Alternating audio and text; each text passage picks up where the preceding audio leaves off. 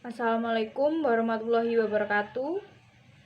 Bagaimana kabarnya hari ini anak-anak? Sebelum kita memulai pembelajaran pada hari ini, marilah kita berdoa bersama-sama.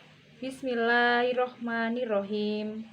Untuk materi hari ini kita akan membahas tentang teks prosedur.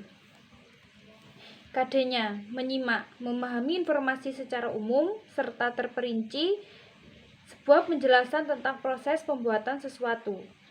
Memahami langkah-langkah tentang cara melakukan sesuatu dari sebuah instruksi. Berbicara, memaparkan langkah-langkah tentang cara membuat sesuatu. Melafalkan kata dengan tepat dan intonasi yang wajar sesuai dengan situasi percakapan. Membaca, mengidentifikasi dan memahami alur informasi tentang cara melakukan sesuatu yang terdapat pada sebuah bagan. Memahami makna kosakata yang terdapat di dalam teks prosedur.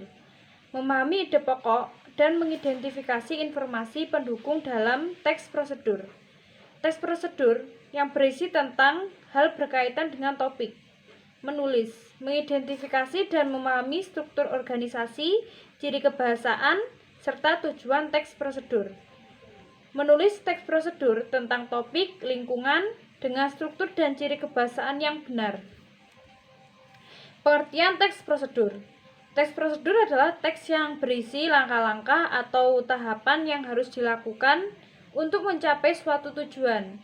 Teks ini diklarifikasikan menjadi 3 jenis, yaitu teks yang memuat cara penggunaan alat, benda, atau sejenisnya. Teks yang memuat cara melakukan suatu aktivitas, dan teks yang berisi kebiasaan atau sifat tertentu. Teks prosedur bertujuan untuk membantu seseorang memahami bagaimana cara melakukan atau membuat sesuatu dengan tepat. Ciri-ciri teks prosedur. Yang pertama, berisi langkah-langkah kegiatan yang terdapat berupa poin-poin atau paragraf. Yang kedua, menggunakan kalimat, saran, dan larangan. Yang ketiga, disusun secara sistematis dan dijelaskan secara detail. Yang keempat, berisi informasi yang bersifat objektif. Yang terakhir, terdapat bilangan urutan atau angka yang menunjukkan urutan atau langkah prosedur. Kemudian ada kaidah kebahasaan teks prosedur. Yang pertama, menggunakan kata kerja, perintah, imperatif. Menggunakan kata teknis yang berkaitan dengan topik bahasa. Menggunakan kata penghubung konjungsi temporal. Menggunakan kalimat persuasif. Menggunakan gambaran terperinci tentang benda dan alat yang dipakai. Verba material dan tingkah laku. Struktur teks prosedur. Yang pertama, pengantar atau pembuka. Teks prosedur umumnya diawali dengan judul yang merupakan inti dari kegiatan yang akan dilakukan. Yang kedua ada material.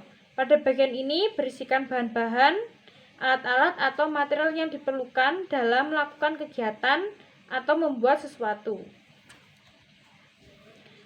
Yang ketiga ada langkah-langkah.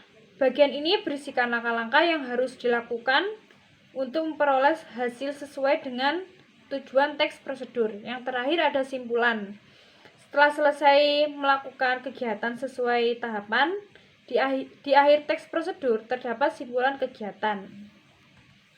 Terima kasih atas perhatiannya. Wassalamualaikum warahmatullahi wabarakatuh.